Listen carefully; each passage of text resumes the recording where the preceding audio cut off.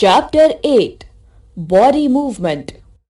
You will learn about the human skeleton system, part of human skeleton system, cartilage, joints, movement in other animals.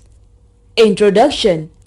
Our body is capable to performing a variety of or also move simple and complex functions. When we move our body parts like mouth, head, arms, hands and fingers, etc., then our body may remain at the same place. But when we talk, we move our whole body from one place to another by using our legs. Each animal has its own way of moving. They may walk, run, fly, jump, hop, crawl, swim and move in another ways. The ability of a human being to move its body from one place to another is called locomotion.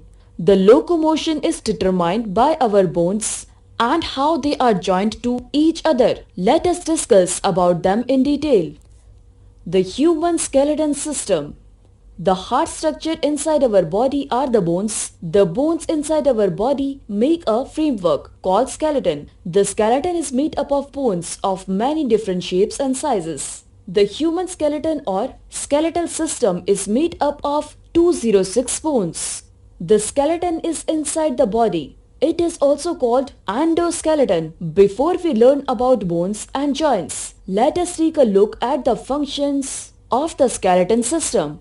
Functions of skeleton system. The skeleton system has 5 main functions. Support, like the steel framework of a building. The function of the skeleton and the bones is to provide rigidity, which gives the body shape and supports the weights of the muscles and organs. Without this, our body would collapse, compressing the lungs, heart and other organs, impairing their function. Movement. The skeleton and muscular system work together, which enables body movement and stability. That is why we can move our arms, lungs, fingers and many other parts of our body. Protection. The bones protect the soft organs of our body. The most obvious example of the functions of the skeleton's protective properties is the human skull. The vertebrates and ribs also have protective function by encasing delicate structures like spinal cord, heart and lungs. Blood cell production. Large bones contain bone marrow, a spongy tissue inside the bones. Red blood cells and many of the body white blood cells and platelets are protected in the bone marrow. Storage. Bones also serve as a site of storage of a number of materials important for the functioning of the body, especially chemical and phosphorus. Some of these minerals are found in our diet, but they are also taken from the bones in the human body. Parts of human skeleton system. The human skeleton consists of skull, backbone, rib cage, shoulder, hip bone, and the bones of arms and legs. The skull. The skull is the skeleton structure of the head that supports the base and protects the brain. It is somewhat oval or round in shape. In the adult, the skull consists of 22 individual bones, 21 of which are immobile and untied into a single unit. The 22nd bone is the mandible, lower jaw, which is the only movable bone of the skull. It enables us to chew our food and talk. The human skull consists of 2 parts. First, facial bones, 14 bones. The facial bones underlie the facial structure, form the nasal cavity, enclose the eyeballs and support the teeth of upper and lower jaw. Second, brain case, 8 bones. The rounded brain case surrounded and protected the brain and houses the middle and inner ear structures. The vertebral column. The vertebral column is also known as the spinal column or spine. It is present at the back side of the body. It is not a single bone but a sequence of 33 small bones called vertebrae, singular vertebra, each of which is separated and united by an invertebral disc. The vertebral column starts from the base of the skull and extends down the hip. It is a flexible column that supports the head, neck and body and allow for their movements. It also protects the spinal cord, which passes down the back through openings in the vertebral. Word help. In vertebral disc, elastic structure found between two vertebrae of the spine act as a shock absorbed for the spine. The rib cage. Running through the center of the chest is the breastbone or sternum. Joined to it are 10 pairs of strong, flexible bones called ribs. The ribs covered around and join the chest vertebral at the back to form the protective cover for the lungs and heart or the rib cage. Another two pairs are joined only to the backbone. These are called floating ribs. The ribs are attached to the sternum in such a way so as to allow the rib cage to expand when we inhale or breathe in and contract when we exhale or breathe out. Pectoral girdle. Just below the neck, there are pectoral girdle on shoulder girdle on both sides of the skeleton. The pectoral girdle consists of two bones that make up our shoulder, collarbones and shoulder blades. The scientific name of collarbone is clavicle and that for the shoulder blade is scapula. The primary function of the shoulder girdle is to provide structural support to your shoulder region on the left and right side of the body and a range of motion to the arm. The shoulder girdles on either side of our body aren't joined together. Pelvic girdle. The pelvic girdle, hip girdle, consists of a pair of hip bones, each of which contains three fused bones. It forms a big bowl-like structure on which the whole body rests and we use to sit. It protects the internal reproductive organs, the urinary bladder and the lower part of the digestive tract. Upper limbs.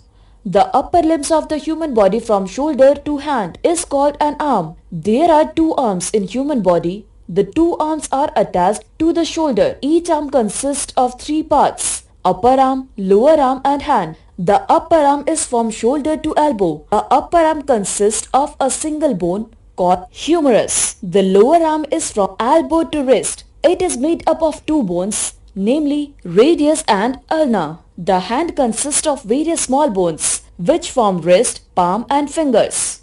The humerus is attached to the vertebral column through the collarbone and the shoulder blade. Lower limbs.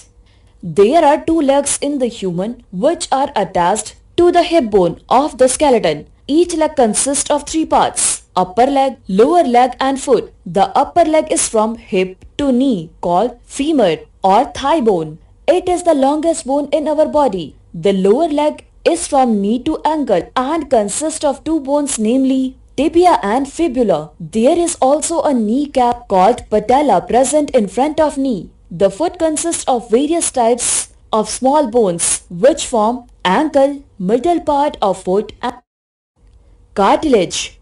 Cartilage is an important structural component of the body. It is a firm tissue but is softer and much more flexible than bone. It can bend without breaking. It is a connective tissue found in many areas of the body including joints between bones, example the elbows, knees and ankles, between the vertebral in the spine, upper part of ear and at the end of nose.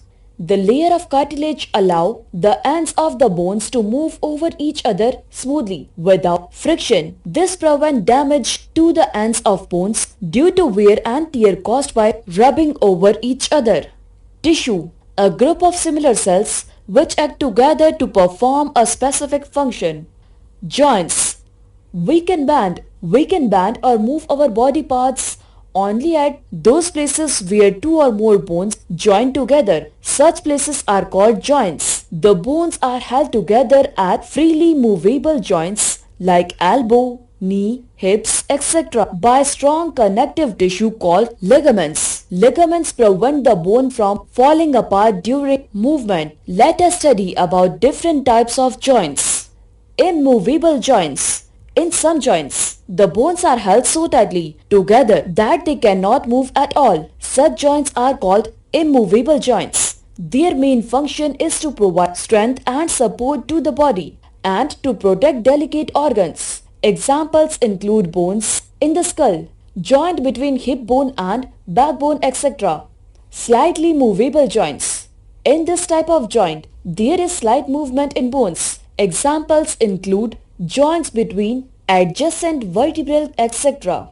Freely movable joints. Most of the joints in the human body are freely movable joints, which provide the majority of body movements. These joints are of three main types, depending on the type of movement they allow. A. Hinge joint.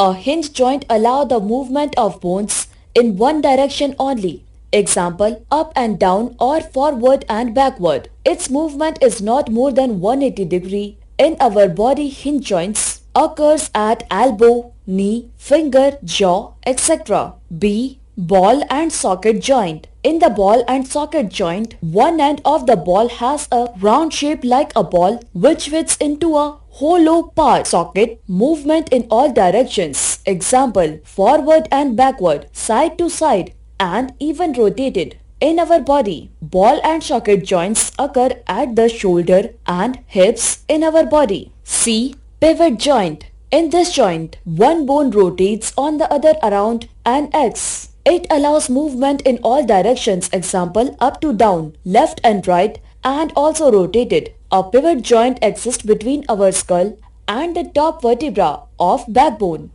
Movements. Movements can be defined as a change in position in our body, a part of the body. Movements help us to do many day-to-day activities like bending, sitting, stretching, turning and so on. What makes movement possible are the joints. Imagine the arm without joints at the elbow. You would not be able to bend it, which would make even a simple task of pulling food into your mouth impossible. Bones also cannot move by themselves. We actually make bones move at the joints in the contraction and relaxation of the muscles attached to the bones. Muscle is the fibrous tissue in the body which are attached to the bones of our skeleton through strong fibers called tendons. Every bone capable to movement has muscles attached to it.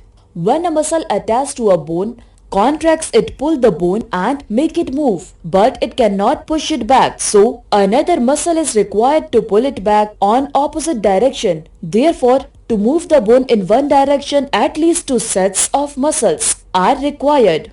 The biceps and triceps in the upper arm are an example of such pair of muscles. The contraction of the bicep pull the forearm up. Example, they become stronger and fighter to pull up the arm, while the contraction of the triceps pulls it back down. Example, lower the arm.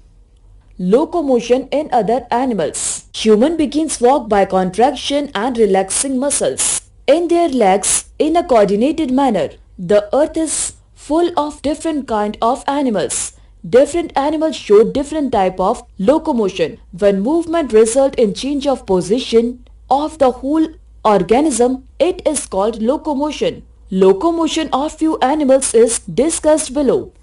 Earthworm. Earthworm's body is cylindrical and is made up of many circular muscles joined end to end, which helps to extend and shorten the body. Under its body, it has large number of bristles which are connected with muscles. The bristles help to get grip on the ground. During movement, the earthworm first extends the front part of the body, keeping the rear position fixed to the ground. It then fixes the front end and shortens it, thus pulling the rear end forward. This makes it forward by some distance. Repeating such muscle contraction and relaxation make the earthworm move slowly forward. Snail.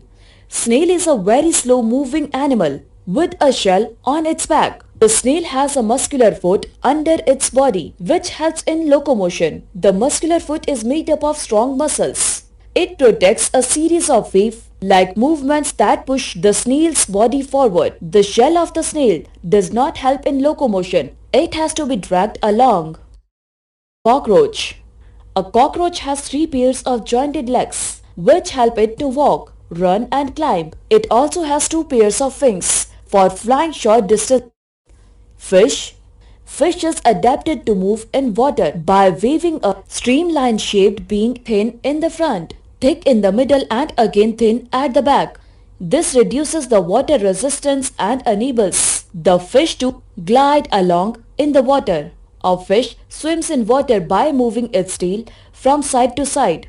The side-to-side movement of tail are brought about by the alternate contraction and relaxation of muscles on the two sides of the body of fish. The muscles contract on one side of the body and then on the other side, making the tail move from side to side. When the fish tail moves from side to side, it pushes the water sideways as well as backwards. The backward push of tail on water makes the fish move forward. Snake.